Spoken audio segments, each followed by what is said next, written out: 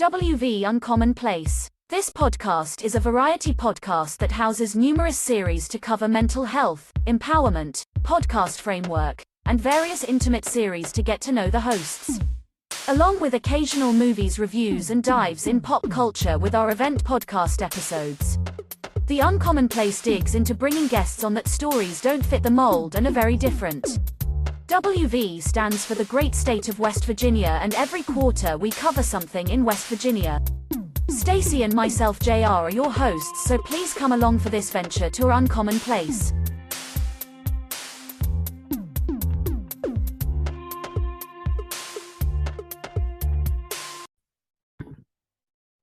Welcome to West Virginia Commonplace. My name is JR. I'm the host of this show. Sometimes my co-host Stacy's with me, but she's off on adventures that happen in the evening time, which could be work or errands. Today, I have with me Margaret Agard. Margaret Agard has a lot to talk about today. Before I even introduce her, let's go and go through this. She is a person that is going to be near and dear to you, because she handles things that other people sometimes cast to the side, and it's about your faith and it's about your journey with God. And that is something that is, it's not taboo, but sometimes people just, they don't keep their daily life going with God. They only go to God in need. So Margaret, without further ado, please let the audience know who you are and why you are here today. Well, JR, I used to be a West Virginian, and now I did what old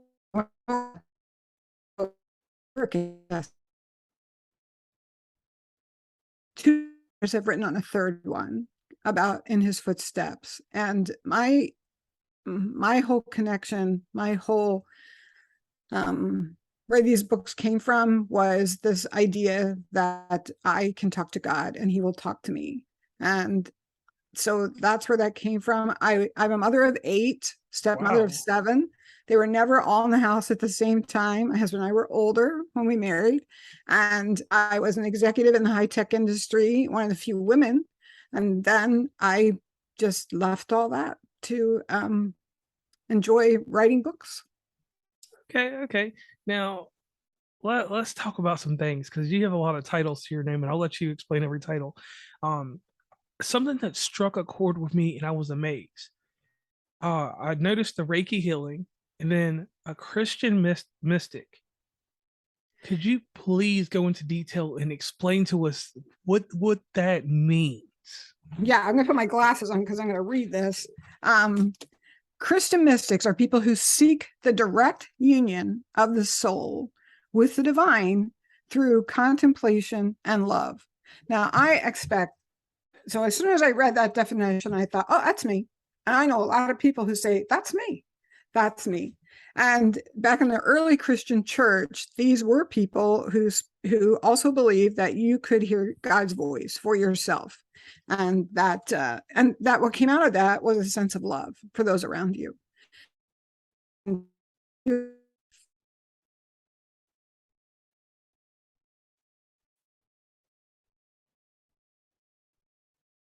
Okay. Now, my next question is this. With the Reiki healing, how does that play into what you do as a Christian? Because some people take Reiki as an art and move it over into another spectrum, because I've had people that do Reiki, but they're not Christian. So how do you incorporate that into what you do? It's interesting. I didn't intend to become a Reiki healer. I was actually taking a massage therapy course. And is I attune you to Reiki, and Ki or Chi, Prana is life force. And so the idea, he said, is that as you become attuned to that, then as you work on people's bodies, you can feel through your hands and this energy force where they especially need help or massage or whatever you're doing. And so I actually thought about that for a while. I spent some or I would say people's people, and they would say, oh, I can feel like heat coming up right up through my toes, right up to the top of my head. They could feel this life force. And so I went to God and I said, is this wrong? Like, should I be doing this? And it was, all good comes from me. The Western world doesn't have, a lock on what's good. That Christ healed by touching people, and we know about priesthood power and what he gave to the apostles, but we also know that he said people can have the faith to heal and be healed. Or Paul said that anyway. And so there was for me a sense of it's good, it's doing good for people. And so I don't have to back off from it. And so I've just kept up the Reiki practice. And that's amazing. And I thank you for doing that. That's one of the gems inside of this episode, because people, like I said, I told you about how people in different realms use it. And that's great. Now, we'll go a little bit in depth into your life now. We'll make you more personable for the audience. We all grow up in different iterations of Christianity in the United States. But the one thing that's always taught to us at early ages, we're going to church.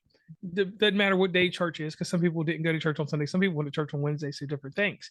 So we go through that stage, and it's usually from the time you're a baby up until the age of 10 or 11 or 12 in my generation and your generation, because I'm 1985, so I'm still part of that generation that didn't get streamlined into what we have now in this new generation. Nothing bad on you guys, just different generation, different morals and things. So after the age of 10, at least for me, I had the choice to go further with going to church or turn out like some people that stopped going to church. So in your case, in your life, were you given that choice to decide if you were going to stay in the church or leave the church? And what age did that happen? It really wasn't in my case, but I don't know that I even didn't want to go to church. I'm one of those people who immediately responded to it. I can remember walking into a church once when I was 6, and I'd learned a lot about Jesus, Vacation Bible School, and Jesus loves me, this I know. And I thought, I felt something. And I like to say, the only way I can describe it is, up to then, I had learned a lot about Jesus. And that day, I felt that I met him.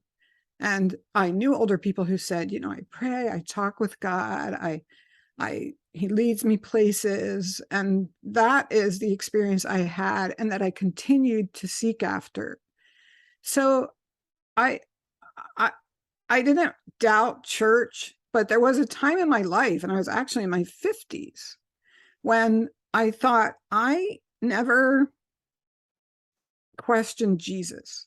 As I was going through this time when I thought I should look at what I've never questioned and question that. And the only thing I hope, so you said 27 to 72. So we don't have any kids on here. I never believed in Santa Claus. As a 4-year-old, I thought, well, that's a pile of stuff, but I always believed in Jesus, Right. And so I really went to God, and I thought, okay, I know I'm connecting to this being that isn't me, because the answers I get are so outside of what I would come up with. And I'm going to ask, should I believe in Jesus? Maybe I should go become a Buddhist or something. I don't know. And so that's what I said. Should I believe in Jesus? And the answer I got was, have you ever done anything you could never make up for? And just that one question, but that opened everything for me, that I thought, of course, without Jesus, the universe is neither merciful nor, what's the word I want? Not judgmental, but where you get what you are owed. When people are hurt, justice. It's neither just nor merciful without Jesus. And with Jesus, it's both just and merciful. And so I thought, yeah, I need Jesus. Like, no matter if I did nothing but good from now on, I would never make up for the bad I've done in the past. If there was such a thing as reincarnation, which I don't believe in, it wouldn't matter. If I was born 100 times and did nothing but good, there's still all these things I've left in my past, that the only way those things can be rectified is through Jesus. All right, and I definitely agree with that. So we get through the formidable years, just like everyone else. You get up into your adulthood, and in adulthood for us is 18, 21. So, Okay. so we'll say like around 21, 22. You're deep in your faith, probably the heaviest from the time you were born till then. Did anything happen in your faith that made you stronger? And I'm not asking for a trauma. I'm asking, did something happen in your life that made your faith stronger when you were an adult? Because when we're a child, we're sheltered by our parents. We don't see the full world for what it is. It's true. Well, some of us do, unfortunately. Yes, ma'am. But yeah, I heard someone in church say something like this. Well, I got up and I prayed, and I know I'm supposed to stay on my knees until I hear what God is telling me. And I thought, well, what? Like, what? What's she talking about? And so I thought, I don't even know if I could really define that I could hear him just by staying. And so I went to God and I said, I don't know that I know how to recognize your voice. Well, I know I've gotten answers and felt that peace and calm, but some actual like thought that would be him.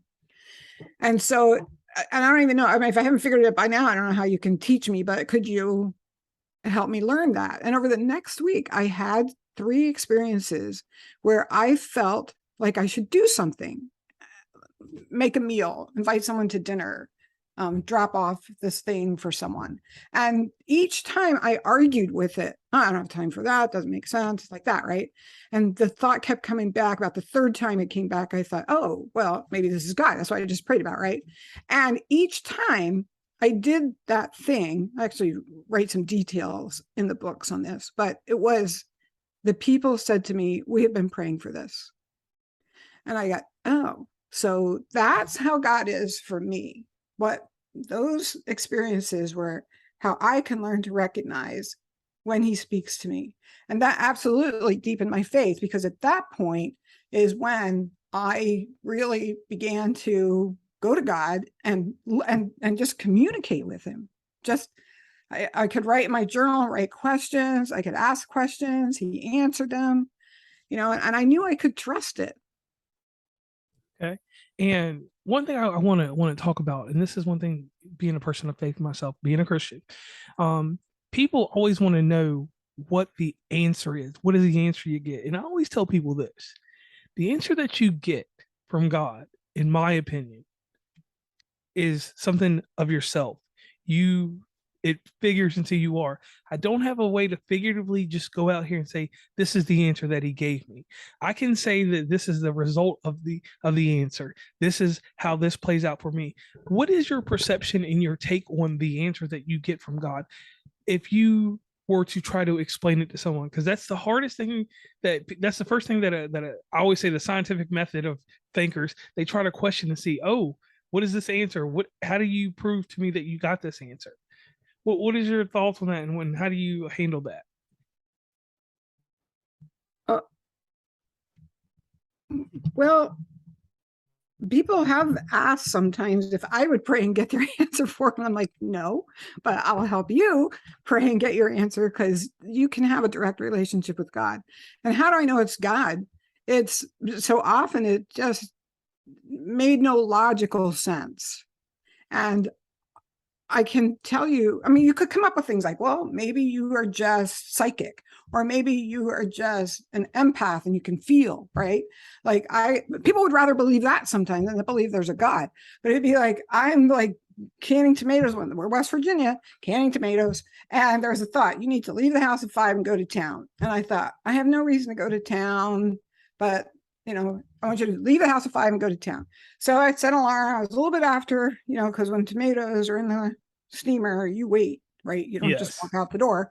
Okay. And so I was a little bit late leaving, and I get to the to the highway. And as I go down, I see there's a person walking down the highway carrying like a jug of water. And first I thought it was a woman. I pick him up with some kid in his 20s.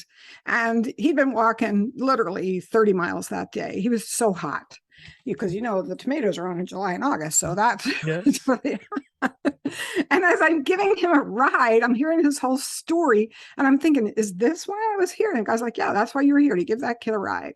And so took him to a truck stop, and I had some cash that I was going to put in the bank. And God never tells me this, but he was like, I want you to give him $20. And I thought, well, I actually have $20. So gave him $20. And as I pulled away, not while he was in the car, but as I pulled away, I felt God say to me, see how much I love that boy. And I thought, I know that's God. So I don't even know what to say to people. This happens to me all the time. I don't think I'm psychic. I think it's God. And I can agree with that, because it's those moments that you just know. And for the audience, if you do have these moments, or if you have anything of just a notion or something that happens to you, I would like you to head over to www.inhisfootsteps.com. There's a contact form there for Margaret. You can get in touch with her, and you can get more involved in the things that she has going on, and she can help you. She has memoirs. That's the next thing I would like to jump into. You have memoirs, In His Footsteps. What inspired you to come up with this? And I'm gonna throw a little stick in here, a little filler in the pie, so you can get everything together. Because sometimes people do it in different ways. I do a podcast because at some point I didn't have the opportunity to communicate the way I should have when I was grieving. And now I'm a voice or a channel to help people deal with things. So I continue to do the podcast because I want people to have a well-rounded mind and find out about different things. So in your case, what inspired these books? And then after that, I need to know about your daily to-do list that you gave God. Okay. It was actually God. It was one day God, and this is 1998 or 9. He's like, I want you to write your life on the internet. Well, let me tell you, WordPress didn't come out till like 2004. Oh, wow. Like, how do you do this? And I actually just like futzing around. I had a website and I thought, I'm just not sure. And then he found, he sent me to a site. I stumbled across the site because I was praying, like, I don't know. And I started writing these stories about what happened to me with God, but it was a private journaling site. And Okay. after I had been doing that for a couple of years, it was, I want you to make this into a book. And I thought, well, the way most people make books, right, is they go through their journals and they make a story. So I was like trying to do that. And the answer was no, this is the book. These stories, like I tell the story about how I learned to hear his voice, or I tell a story about purple, like you can't get purple without red. And a lot of what people get in their lives, who they become the best part of themselves, has come from some trauma that they've overcome with God's help. And a friend who had been through trauma said that to me. You can't get purple without red. Everybody likes purple. Nobody wants the red. They just want the blue skies. But you cannot get purple without red. So there's things like that in the book. And so that was how it came about. It was God said, do this. It was not on my to-do list. It was God's to-do list. Okay, so now you start writing these books. You have one that has already been available. You've got one that's just released, and you got one on the way. Tell us about the first book just a little bit, real fast, if you don't mind. Okay, I actually think of them. Eventually, I'm going to bundle them, make them a set. I think of them as faith, hope, and charity, but those words aren't in it. And there's hardly any scriptures. If anybody complain about my book, it's like you talk about God, but you don't have a bunch of scriptures. And I was like, no, it's very personal. But the first one, I turned my life over to God by giving him my daily to-do list. And it started when I was overwhelmed.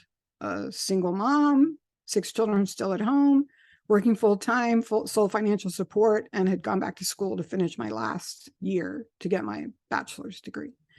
And I could just too much. I could not possibly do it all. And I began to say, here's what I have to do today. See, the last, and I don't know how to do it all. So what do I have to do? And God would help me. I'd go through the list with him. By then I'd learn to hear his voice and be like, I don't need to do this. I don't need to do this. And then he'd say, and also I want you to call someone. There was a little bit of service in there. And it was eventually, JR, that evolved to where I began to say, well, instead of what do I have to do today, it was, what do you want me to do today? And at first I felt needy, like, what is wrong with me? I can't figure out my own life. Does God really want this? But I was reading through two things in the Bible one day, and one was, where in John, Christ says, I always have the Father with me because I do always those things that please him. And he was always going off and praying and then coming back and like, oh, well, we're going to Samaritan today, like that, right? So, and then I thought about the Lord's Prayer, where we pray, thy will be done on earth the way it is in heaven. And trying to imagine the angels in heaven coming up to God, God, I'm so busy. I have so much to do. I'm under so much stress. Can you help me with this? Or do we think they're going up to God and say, I want to be part of what you're doing, God. What do you want me to do today? And so that's when my life really began to change, when I began to pray that prayer. Okay. I like that. Oh, and that's what that to-do book is about. So that's what that book is about. And it's interesting because at the end of the book, what I say is, this is the truth. If you ask people, does God love you? Everybody's like, oh, yeah, yeah. But you know where it is? Up there in their heads. In their hearts, they really think, but not like, because I'm really not that good enough for that, right? There's that thought. I'm really not good enough for that. And at the end, what I got out of it, all these times he sent me out to help people, was I used to do good so that God would love me. But now that I know how much he loves me, I want to do good so other people will feel that same love coming from him through me. Okay. And that's powerful. And I like that because people do question sometimes, because even I've done it. I love God a certain way, but I don't think that I'm getting unconditional love. That's just human nature, human intuition, I guess, on that one. So tell us about the second book. What happened? What's going on in that book? So instead of giving part of my life to God, my husband and I wanted to serve as missionaries. And so that way we could do it 24/7, right? I think of that as hope. Like faith was, I had to have faith that I could hear that voice and he was leading me in the right direction. Hope was, we can go out and bring hope to the world through Christ. And so I call it emails from the mission fields. It's just the things that we learned, the experiences we had, bringing just miracles that happened. And our hearts changed. Our hearts changed. Okay. So that's deep. Y'all just went and did these missions and helped people that probably wouldn't have gotten help otherwise. And one thing that I love about Christianity and people when we're out here helping, we don't look at it as philanthropy or anything like that. We don't look for the gratification or any type of satisfying factor from this. We do this just from the heart.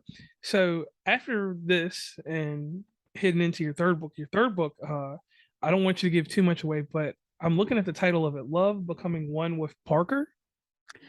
So here's, I want to just slip this in here, JR, because we talked about hearing God's voice and, Yes. Praying. And I say this to people all the time. If you're praying for something and an opportunity to provide some act of service comes up, do it, because that's where your answer is going to be. So I'm big on service. In this case, it was, again, one of those things where God's like, I want you to get ready. You're going to meet the man you're going to marry in the fall.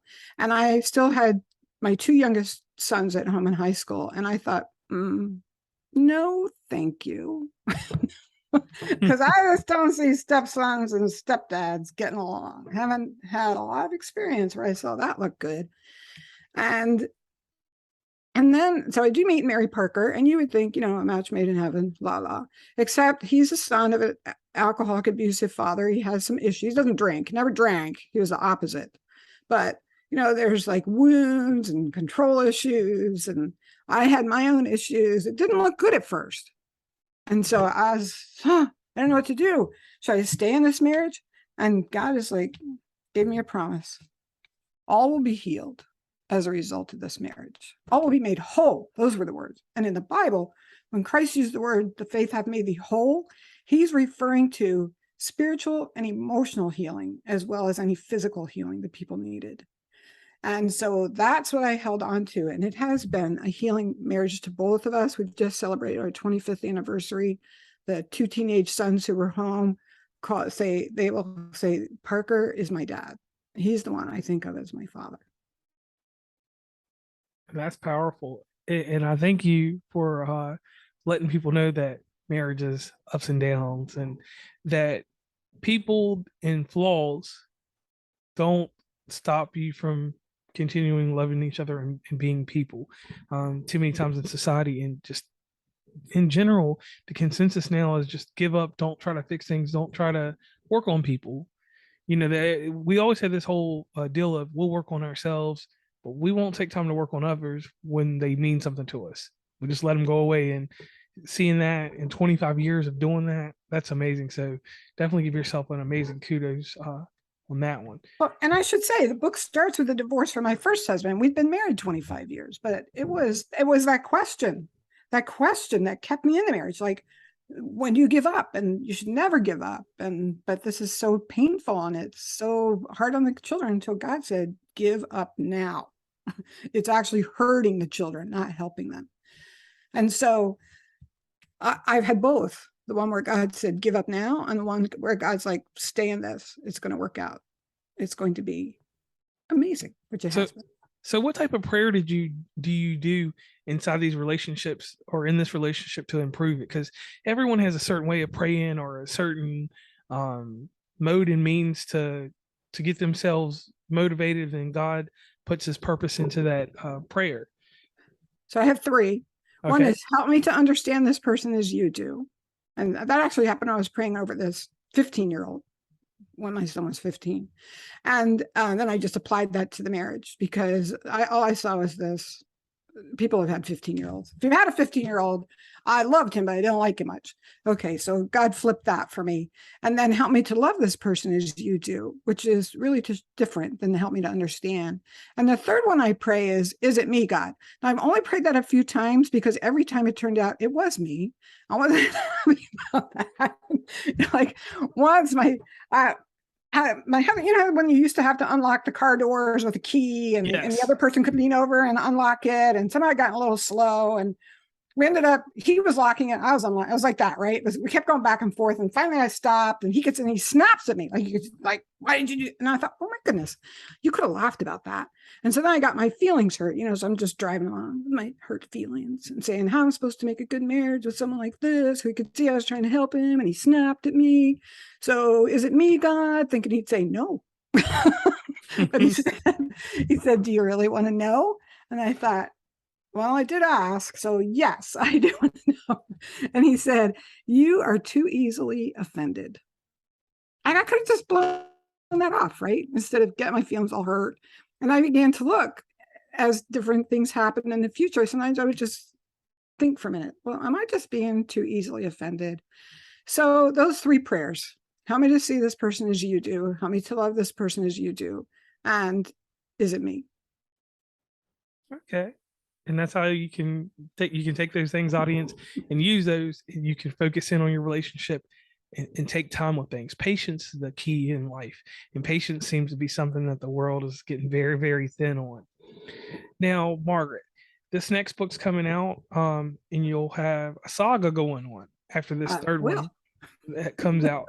I do have to ask certain questions about being an author, because as a content creator, as you know, because you are a content creator, as we speak, we both are, being an author is a hard thing to do.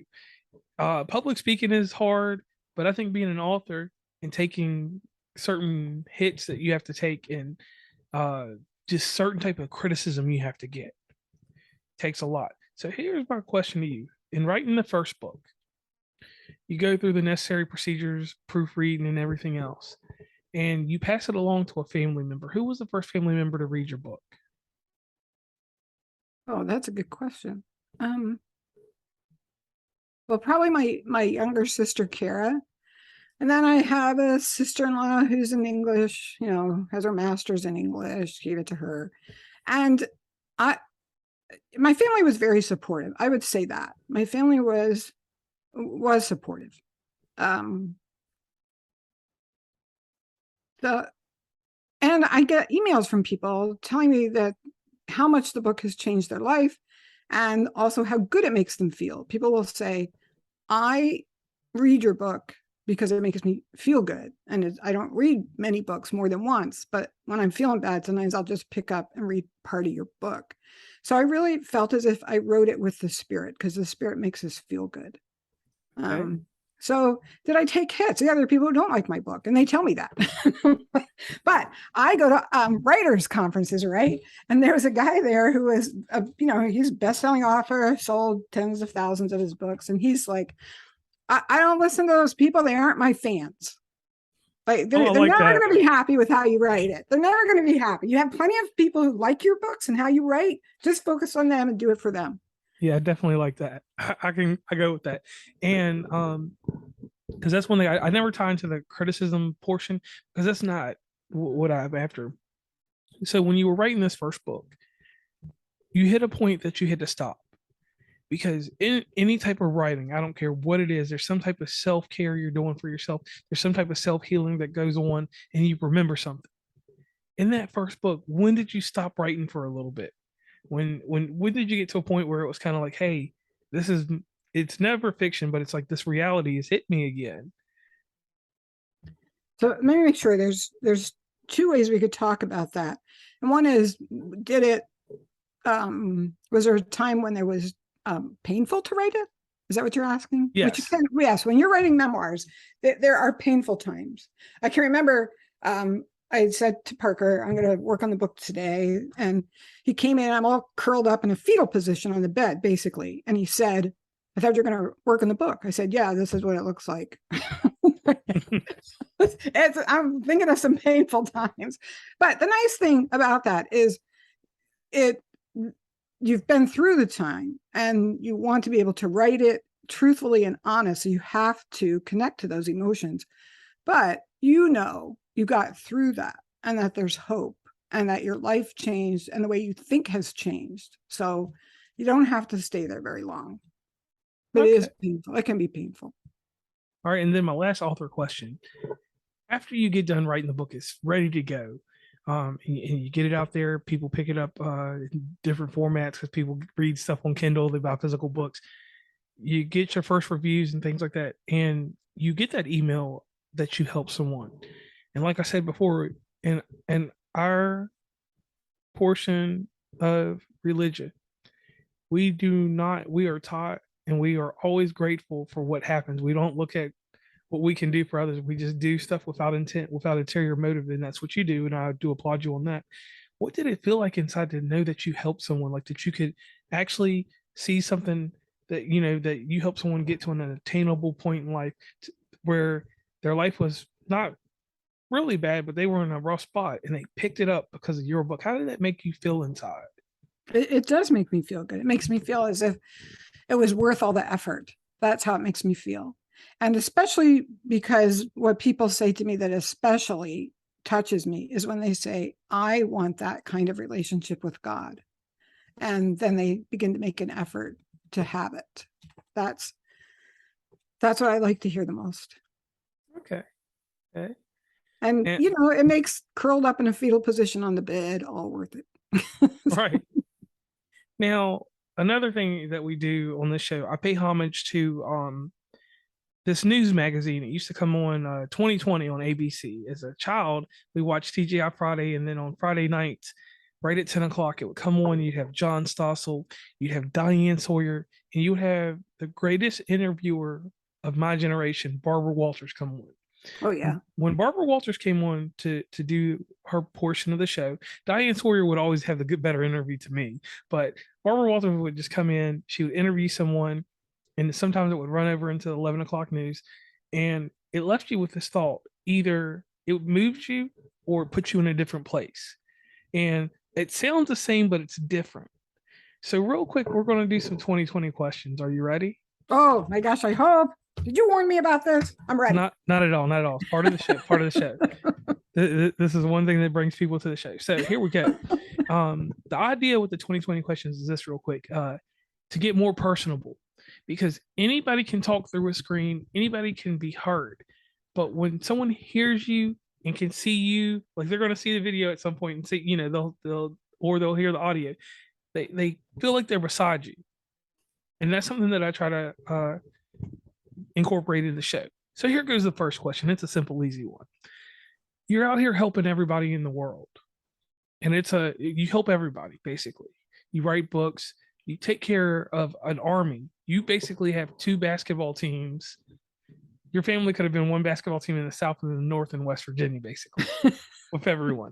So at the end of the day, when everything's done and you're sitting down, and I don't know if you drink lemonade or if you drink tea, but at the end of the day, it's time to take care of yourself. Husband's already been taken care of, or whoever else is involved with you that day. What do you do for self-care? I actually do contemplative prayer where I just sit with the Holy Spirit. I just sit and feel loved. Now, on some days when I don't even want to do that, I guess my self-care would be I just sit and watch the Philippine guys build things without saying anything. Like, oh, look, what are they doing now? Oh, it looks like maybe that's going to be a swimming pool. Yeah, that's what I do. I either turn to God and just sit with contemplative prayer or watch the Filipino guys. Okay. Now, your cup stays half full sometimes. Your cup is full sometimes. What do you do to get that cup back to being completely full? And I know it sounds like the first question I asked, but it's entirely different in this instance. I go out here in the world, I do these interviews, I hear back from people, I concentrate on what I can do to help them.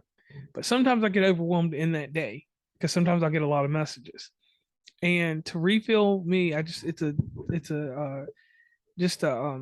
song that I listen to. Me and my mom both listen to it. It's a spiritual song by Canton Spirituals.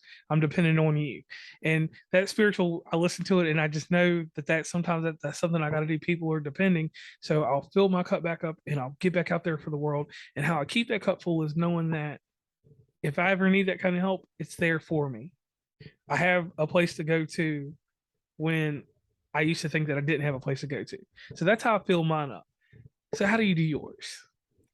Well, sometimes I call people who make me laugh, like my Aunt Donna, and sometimes I what really calms me down, and I can have some like anxiety, is I listen to this music that I don't know how to describe it. They always put it on YouTube as healing music, right? And I remember hearing once that a woman had said she'd had a near-death experience. And she wasn't really paying attention, but all of a sudden she realized there was this really low music playing. And when she, was in a music store, when she heard something like it, and then they put a link up to this music. And I thought, oh, that's exactly what I'm listening to. What calms me down is this music that I guess is music in heaven. Maybe not, but that's how I think of it. Okay. So you write the first book, you write the second book. Yeah. And you get done with the second book. At that point, do you think that you're going to write a third book? Yeah, actually, the third one was supposed to be the second one. And I kept saying, here's the first and here's the third. And people are like, well, where's the second? And I just stopped calling it first and third just because it was taking me forever to write this book. It's finally really done. I've just been sitting here using these last couple of weeks to go through and do final edits. And so I always thought there would be 3 books. What I didn't think was that there might be a 4th or a 5th. I'd love to write a book called The Church. I think of that as the first book. So many people are like, oh, the churches are terrible, and they're all these people, all these hypocrites and gossiping and da-da-da. But that isn't, to me, the church. And so to write The Church would be to write what you're talking about, where people look out for each other and they have a connection with God and they share that connection. I would love to write that book. Okay, wholeheartedly hope you can do that. Or I hope you will do that. Not can, hope you will do that. Now, here goes a serious question. Through everything you do, through faith and through God, there's always the naysayers. There's always the people that want to question this. And not all scientific method is questioning, because some science has logic to it. And the word logic is something that we have to strip away from Christianity. We have to strip away from any morals, immorality sometimes, because logic is something that's calculated. Our love doesn't have a definitive number. Our thoughts shouldn't have definitive numbers to them, except in math. So my question to you is to a naysayer, to someone that is confused. So that's two different people. What would be the thing that you would tell them today about your love for Christ and how you hear him? Well, JR, I think in the Bible, Jesus said, try me and see. And so that basically is a scientific method when you think about it. Yeah. And so I think that we're to avoid contention, but at the same time, be bold, right? Just declare, this is my faith. And it helps that I have a degree in math and I worked in the high tech industry, because nobody argues that I'm incapable of understanding logic. Usually people's brains go dead when you just say the word math. And so, yeah, I say, I get science, but that has nothing to do with God, except that he is the creator. And so then I can share my experiences with God. And I try to do it in a way that at least has the person who's not sure want to try it. Okay. Now, my final question. Whew, this one's a deep one. The word love. Love has so many different connotations in the Bible. Love has so many different Yes. methods and modes and means and everything that you can attach to love in the world. At what age did you feel God's love? I would say that at 6, when I felt that first time where I felt like I met him, that's what I felt. And then when I would read the Bible, when I was in 2nd and 3rd grade and I was upset, I would go to my room and I would actually read the Bible. I don't know who I'm speaking to here, but that's what I did. And I would feel so calm and reassured. Now, I can lose that feeling and then reconnect to it. But yes, I felt beloved. And I also felt, just based on, growing up, that maybe I wasn't worthy to be loved. So it has taken, now I'm 72, JR. I get to declare that I finally get it and I really am loved. So hopefully you'll all get to live that long. Some of you will figure it out sooner. And that's a blessing right there in its own. Yes. Now, Margaret, we come to a point of the show, and this is nostalgia for my show. We have this thing called the shameless plug. Please plug where everyone can find your books. And if you have anything going on inside inhisfootsteps.com or anything anywhere that you have going on that you would like the audience to know about. Okay. So if you go to inhisfootsteps.com/JR, I am going to give away a couple of my books for free, autographed. And so if you will go there and sign up for the newsletter, and it'll come through that particular page, then I will know they came from your show. And then 2 weeks after your first show airs, I will pull that up. And JR, if it keeps airing, people keep entering, every once in a while I'll do it again. Okay, so everybody will get a chance. Like, it's been a year since it aired, and all of a sudden 50 more people sign up. I'll be like, fine, I'm going to go through you guys and send someone a free book too. Okay. Right, and that's amazing there. So once again, audience, my name is JR. I am the host of West Virginia and Commonplace. And today I've had with me Margaret Agard, and she has presented us with a lot of information. She's given us a lot of information about who she is, why she's here, and her love for God and her intentions with God, and how she can help you with God. So on that note, I'm going to give my quick testimony to who I believe Margaret is. Margaret is a person that has integrity. It seems like you probably do a lot behind the scenes that people will never know about. Speaking to God, knowing God, and being with God are some amazing things. Not everybody gets that chance because things happen and people don't always get that direct communication to it. So that's one thing that I always want you to hold on to and be very strong in. Professing your faith and not pushing the faith on people is something that is very amazing, because not a lot of people can pursue matters without pushing heavy about our faith. And you choose not to do that. You do it in a great method to encourage, but you're not like shoving the Bible down someone's throat or anything like that. And that's one thing that I can commend, and one thing I do like about you. So thank you for that. Thanks, And the next, and in the hard stuff, the nastiness of life. You talked about divorce. You talked about that life was not easy for you. That you were out here working. You had to get fortified walls put around you because you come from trauma, you come from hurt. And being able to express that and tell people about those things, that is mind-boggling, because no one wants to tell about the bad and ugly. They always want to tell about the good and the well periods. And for you to express that and to have it in your books and just to show it means more to me and will mean more to the audience and to anybody that picks up anything from you than you will ever know. Because some people will not have a voice. Some people will not tell about their trauma, but they'll heal from what you have given out into the world. So hug yourself. And that's my testimony there for you, because it's hard. And for you to be able to do that and to own it and keep the acceptance and responsibility of everything that's happened to you, that's mind-boggling, because most people find ways to throw it away, put it somewhere, put it in what I call their memories museum, and forget about it. But you don't. You have it out there in the public, and you're there for people. So I want to thank you very much for that, Margaret, and I want to thank you for coming on the show.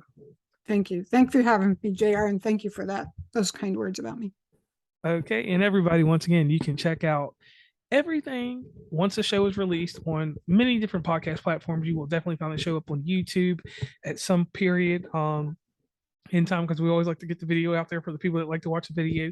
Transcriptions will be a little bit late because we're going to be like around November for this episode coming out, so try to have the transcription out before Thanksgiving, but if I don't, you'll get it before Christmas. Once again, I need you guys to head over to www.inhisfootsteps.com and sign up, contact, be a part of things, and just live your life. Don't forget that /JR. /JR for the book giveaway. And everybody tune in. And I am JR, and we are signing off. Please follow WV Uncommonplace on Instagram, Tumblr, Twitter, TikTok, where we have some great content, Facebook, LinkedIn.